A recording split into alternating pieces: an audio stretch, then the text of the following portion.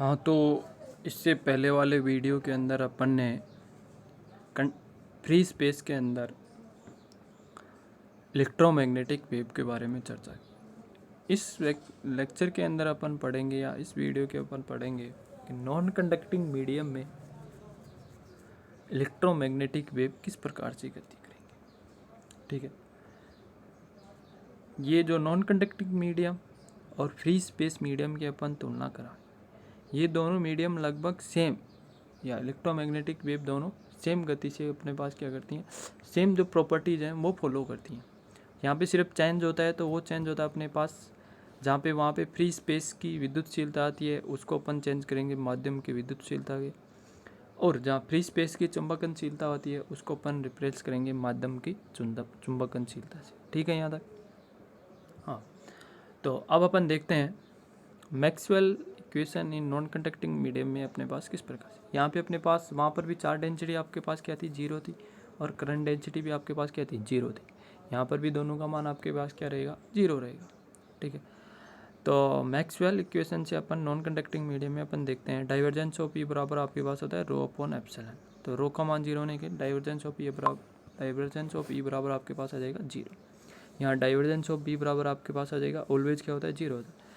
Third equation होती है अपने पास होती है कर्ल ऑफ बी बराबर minus del B upon del T. B बराबर अपन यहाँ पे रिप्लेस करेंगे तो बी बराबर वहाँ पे अपने पास आ रहा था म्यू नॉट एच, यहाँ पे आपके पास आएगा म्यू एच।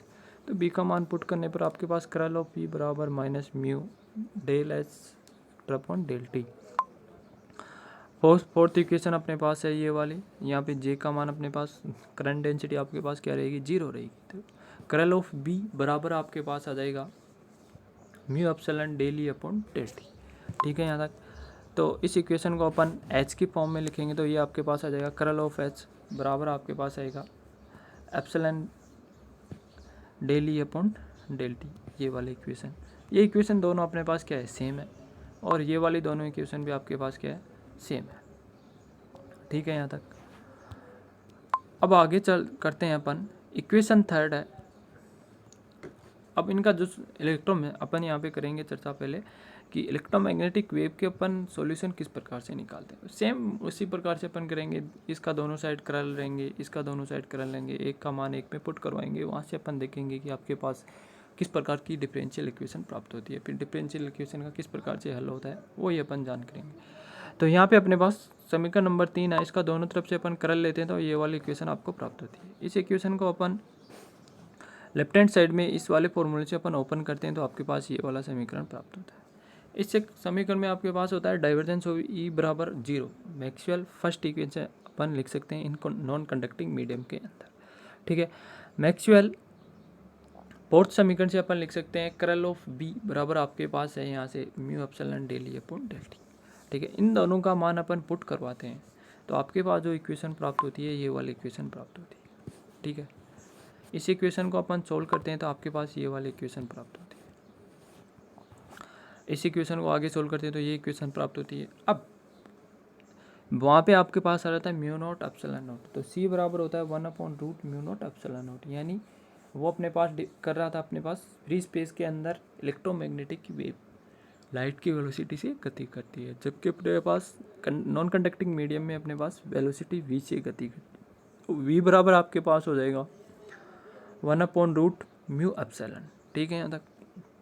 ये इक्वेशन अपने पास इक्वेशन नंबर 5 प्राप्त होगी। इसी प्रकार अपन इक्वेशन नंबर 4 का दोनों तरफ करल लेते हैं। इक्वेशन नंबर 4 का दोनों तरफ करल लेते हैं तो आपके पास जो आएगा वो अपन देखते हैं क्या आता है। इक्वेशन नंबर 4 का करल लेने पर ये वाली इक्वेशन आपको प्राप्त होती है। ठीक है, इस इक्वेशन को सेम ट्रिपल क्रॉस प्रोडक्ट से अपन ट्रिपल वेक्टर क्रॉस प्रोडक्ट से ओपन करेंगे तो ये आप प्राप्त होगा। इधर अपने पास साइड में अपने पास ये लिख सकते हैं। यहाँ पे देखना है ये वाला अपने पास क्या है, दोनों डिफरेंशिएट ऑपरेटर है, एक पोजीशन डिफरेंशिएट ऑपरेटर, दूसरा अपने पास क्या है, टाइम डिफरेंशिएट ऑपरेटर। दोनों अपने पास क्या होते हैं, कम्यूट करते हैं तो इनको अपन आगे पीछे रिप्लेस कर सकते हैं, तो कम्यूटेशन रिलेशन यहाँ पे फॉलो करवा के लिख सकते हैं। तो आपके पास ये वाला इक्वेशन नंबर 3 से अपन कर्ल ऑफ ई का मान पुट करते हैं। कर्ल ऑफ ई का मान आपके पास आता है आपके minus del B upon del T, और इक्वेशन नंबर 2 से अपने पास डाइवर्जेंस ऑफ बी बराबर आपके पास क्या है, जीरो है।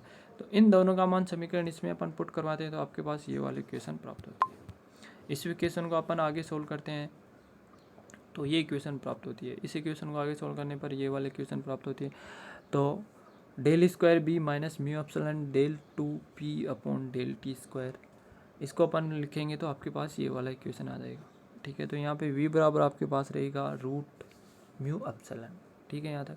हाँ, अब इन दोनों इक्वेशन को सेम जहाँ से जैसे अपन ने फ्री स्पेस मीडियम में किया था, पहले वाले जो वीडियो है उनके अंदर दिखाया गया है कि इसको अपन वेरिएबल ऑफ सेपरेशन मेथड से सोल्व करते हैं। तो वेरिएबल ऑफ सेपरेशन मेथड से सोल्व करने पर अपने पास जो इक्वेशन आ रही थी, जो सॉल्यूशन आ रहा था, वो अपने पास इस प्रकार से आ रहा था। ठीक है, इलेक्ट्रिक फील्ड के लिए और मैग्नेटिक फील्ड के लिए। आगे बात समझ में। तो वहाँ पे अपने पास ओमेगा बराबर सी के था, यहाँ पे आपके पास ओमेगा बराबर क्या आ जाएगा वी इंटू के, जहाँ पे अपने पास वी है नॉन कंडक्टिंग मीडियम के अंदर इलेक्ट्रोमैग्नेटिक वेव की वेलोसिटी। ठीक है, सेम वहाँ पे अपने पास जो फ्री स्पेस के अंदर इलेक्ट्रोमैग्नेटिक वेव की जो नेचर थी वो अपने पास थी ट्रांसवर्स नेचर। यहाँ पे भी अपन देखेंगे कि क्या इनकी ट्रांसवर्स नेचर होती है या नहीं इलेक्ट्रोमैग्नेटिक वेव की इन नॉन कंडक्टिंग मीडियम के अंदर। तो अपन चर्चा करते हैं। पहले मैक्सवेल फर्स्ट इक्वेशन को अपन लिखते हैं। ठीक है, Maxwell first equation in non conducting medium. तो यहाँ पे अपने को जो ग्रेडियंट ऑपरेटर है उसको रिप्लेस कराना है आइटा के से। वहाँ पे अपन ने देखा था किस प्रकार से आइटा के से रिप्लेस करवाएंगे, और टाइम के सापेक्ष जो डिफरेंशिएटर ऑपरेटर है उसको अपन रिप्लेस कराएंगे माइनस आइटा ओमेगा से। तो इन दोनों का अपन यहाँ पे ग्रेडियंट ऑपरेटर को अपन रिप्लेस करवाते हैं तो आइटा के डॉट ई। तो यहाँ से आपको पता चल रहा है कि परपेंडिकुलर ई, यानी आपके पास वेव प्रोपोगेशन वेक्टर और इलेक्ट्रिक फील्ड के कंपोनेंट दोनों आपके पास क्या होते हैं, लंबवत होते हैं। आगे इक्वेशन मैक्सवेल सेकंड इक्वेशन से लिखते हैं। तो ये वाली इक्वेशन है डाइवर्जेंस ऑफ बी बराबर 0। तो यहाँ से आपके पास आइटा के डॉट बी बराबर 0, तो यहाँ से आ गया आपके पास के perpendicular B. Maxwell third equation से अपन लिखते हैं। तो मैक्सवेल थर्ड इक्वेशन आपके पास इन नॉन कंडक्टिव मीडियम में ये आती है, डाइवर्जेंस की जगह ग्रेडियंट ऑपरेटर की जगह आपके पास आएगा आइटा के वेक्टर, और इधर आपके पास टाइम के सापेक्ष डिफरेंशियल ऑपरेटर की जगह अपने पास आ जाएगा माइनस आइटा ओमेगा। ठीक है, इन दोनों का मान पुट करते हैं तो आपके पास के वेक्टर डॉट ई बराबर ओमेगा वेक्टर बी। अपने पास इस वाले की यहाँ से अपन देख सकते हैं के परपेंडिकुलर ई, तो यहाँ पे आपके पास के परपेंडिकुलर ई, जबकि बी आपके पास यहाँ पे इन दोनों से क्या होगा, परपेंडिकुलर होगा। तो इस इक्वेशन नंबर 7 से अपन देख सकते हैं कि के परपेंडिकुलर ई और ई परपेंडिकुलर बी और के परपेंडिकुलर बी।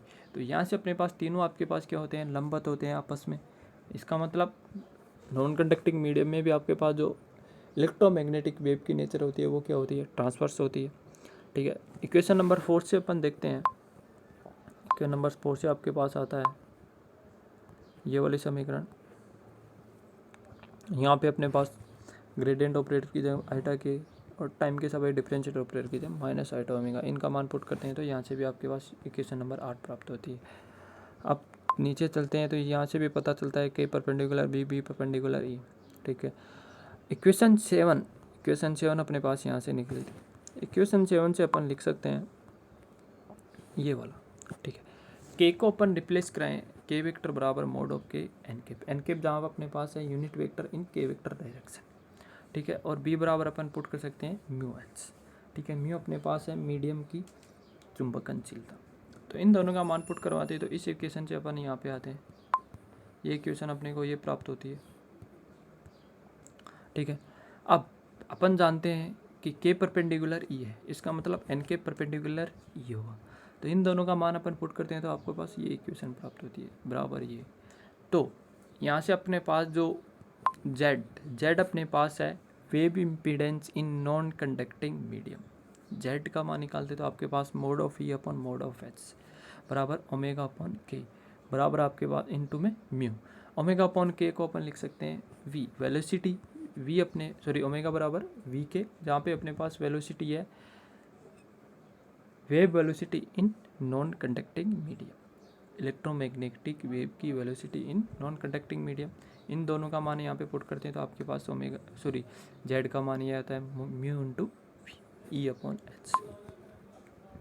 तो जेड बराबर वी का मान अपन पुट करेंगे, वी बराबर आपके पास आएगा 1/रूट म्यू एप्सिलॉन, तो यहाँ से ये आ जाएगा। ठीक है, इसका सोल्व करते हैं तो ये वाली इक्वेशन प्राप्त होती है। म्यू का मान पुट करते हैं mu R into mu naught, और एप्सिलॉन का मान पुट करते हैं epsilon R into epsilon naught. तो आपके पास ये वाला समीकरण प्राप्त होता है जेड बराबर। ठीक है, इसको सोल्व करने पर आपके पास जो इक्वेशन आती है ये आती है। अब ये देखो अपने पास क्या होती है जेड नोट। जेड नोट का मतलब wave impedance in free space, जो पहले वाले अपन लेक्चर के अंदर पढ़ा था ये।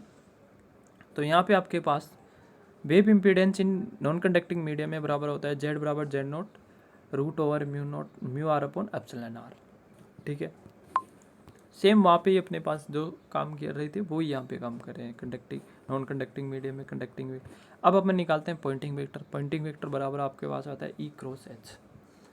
तो इक्वेशन 7 से वापस से अपन लिख सकते हैं के वेक्टर क्रॉस ई वेक्टर बराबर ओमेगा बी वेक्टर। ठीक है, के को रिप्लेस करेंगे एन के मोड ऑफ के से और इधर बी को रिप्लेस करेंगे म्यू एच से। ठीक है, तो इसको आगे सोल्व करते हैं तो आपके पास आता है ये के परपेंडिकुलर, इसका मतलब एन परपेंडिकुलर इधर सोल्व करेंगे, इधर में आपके पास ओमेगा अपॉन क्या आएगा, ओमेगा को अपन पुट कर सकते हैं ओमेगा बराबर वी इंटू के, जहाँ पे अपने पास के नॉर्मली इस प्रकार से आ रहा है, इसका मतलब है इसका मोड ऑफ, समझ में आ गया यहाँ पर। ठीक है, के का मोड, तो यहाँ से अपन पुट करेंगे इन सभी का मान यहाँ पे पुट करते तो एच का मान आपके पास ये आता है। ठीक है, जेड बराबर अभी अभी अपन ने निकाला था mu into mu, V into mu, Z बराबर वी इंटू म्यू बराबर ये होता है आपके पास। एच का मान यहाँ पे अपन पुट करते हैं, एच बराबर N cross E vector upon Z, समीकरण नंबर 10 में अपन पुट करते हैं। तो समीकरण नंबर 10 में पुट करने पर आपके पास जो इक्वेशन आती है 10 और 11 से ये वाली इक्वेशन आती है। इस इक्वेशन का अपन सोल्व करते हैं तो आपको प्राप्त होता है ये वाला, ए क्रॉस बैकअप रूल से अपन सोल्व करते हैं, ए क्रॉस सी बराबर A dot B into B minus A dot B into C. तो यहाँ से अपने पास ये इक्वेशन प्राप्त होती है। ठीक है, अपन जानते हैं कि एन परपेंडिकुलर ई होता है, एन डॉट परपेंडिकुलर, तो एन के परपेंडिकुलर ई, तो एन डॉट ई का मान आपके पास क्या जाएगा कि 0। तो इसके कारण ये वाला जो पार्ट है वो कहाँ चला जाएगा, 0 में चला जाएगा। इसको अपन लिख देंगे यहाँ पे ई डॉट ई बराबर आपके पास आ जाएगा मोड ऑफ ई स्क्वायर, तो mod E square upon Z into N cap. ठीक है, अब अपन बात करते हैं यहाँ पे जो अभी सॉल्यूशन निकाला था, तो आपके पास यहाँ पे आ जाएगा ई वेक्टर बराबर ई नोट वेक्टर ई की पावर आइटा के vector dot are minus omega T. इसको अपन यहाँ से इमेजिनरी पार्ट लेते हैं तो आपके पास आता है ई वेक्टर बराबर ई नोट वेक्टर साइन के vector dot are minus omega T. यहाँ पे अपन बात करते हैं तो ये वाला इसका मान इसमें पुट करवाते हैं तो ये समीकरण आपको प्राप्त होती है। इस समीकरण का अपन एवरेज पॉइंटिंग वेक्टर निकालते हैं। एवरेज पॉइंटिंग वेक्टर निकालेंगे तो आपके पास दोनों तरफ एवरेज लेंगे, तो साइन स्क्वायर का जो एवरेज आता है साइन स्क्वायर थीटा का वो अपन जानते हैं क्या आता है 1/2 आता है। इसका मान अपन पुट करते हैं तो आपके पास एवरेज पॉइंटिंग वेक्टर का मान आता है ये वाला mode of E square upon 2z। ठीक है, यहाँ तक। अब अपन चर्चा करते हैं टोटल पोटेंशियल एनर्जी डेंसिटी या टोटल एनर्जी डेंसिटी। तो टोटल एनर्जी डेंसिटी आपके पास आता है यू बराबर U E upon U M. ठीक है, यू ई आपके पास है potential energy due to electric field बराबर अपन जानते हैं कितनी होती है 1/2 D vector cross E vector. Non conducting medium में डी का मान ये होता है, डी का मान यहाँ पे पुट करवाने पर ये वाली इक्वेशन आपको प्राप्त होती है, इक्वेशन नंबर 13। इसी प्रकार अपन यू एम का मान निकालते हैं तो आपके पास आता है 1/2 H vector dot B, B बराबर आपके पास नॉन कंडक्टिंग मीडियम में म्यू एच होता है, एच का मान यहाँ पे पुट करने पर आपके पास ये आता है। ठीक है, अपन जानते हैं ई वेक्टर अपॉन ई वेक्टर बराबर वी वेक्टर इंटू वी। ठीक है, ये मान अपन यहाँ पे पुट करते हैं। ठीक है, सॉरी इस वाले इक्वेशन में नहीं, ये मान यहाँ पे पुट करते हैं ई का मान इक्वेशन नंबर 13 में, तो आपके पास आता है ये इक्वेशन, और वी का मान अपन जानते हैं कितना है 1/√μ नॉट एप्सिलॉन नॉट। अब यहाँ पे ई बराबर ये अपने पास कहाँ से लाए, इधर से अपने पास लिख सकते हैं जेड बराबर होता है म्यू इंटू वी और ई बराबर होता है एच, तो ई बराबर हो जाएगा mu into H into V, और म्यू इंटू एच को अपन लिख सकते हैं इस इक्वेशन से बी, तो ई बराबर आपके पास आ जाएगा वी इंटू बी। इसका मान समीकरण नंबर 13 में अपन पुट करेंगे तो आपके पास ये इक्वेशन प्राप्त होगी। वी का मान अपन पुट करते हैं यहाँ से तो आपके पास ये वाला इक्वेशन आता है, वी बराबर हो जाएगा वी स्क्वायर बराबर अपन पुट करेंगे 1/म्यू नॉट एप्सिलॉन नॉट, एप्सिलॉन से एप्सिलॉन कैंसिल आउट। तो यहाँ से अपने पास चल रहा है कि यू ई, यहाँ से पता चल रहा है कि यू ई बराबर आपके पास आ जाएगा यू एम, तो टोटल एनर्जी डेंसिटी के बराबर आ जाएगा आपके पास यू बराबर 2u ई, इसका मतलब एप्सिलॉन ई स्क्वायर यू ई का मान पुट करने पर। ठीक है, अब अपन जानते हैं यहाँ से अपने पास ई का सॉल्यूशन ये होता है, इमेजिनरी पार्ट लेते हैं ये वाली इक्वेशन आती है, इसका मान इसके अंदर पुट करते हैं इस समीकरण के अंदर तो आपके पास ये प्राप्त होता है ये वाला समीकरण। दोनों तरफ अपन एवरेज एनर्जी डेंसिटी लेते हैं तो आपके पास ये वाला आता है।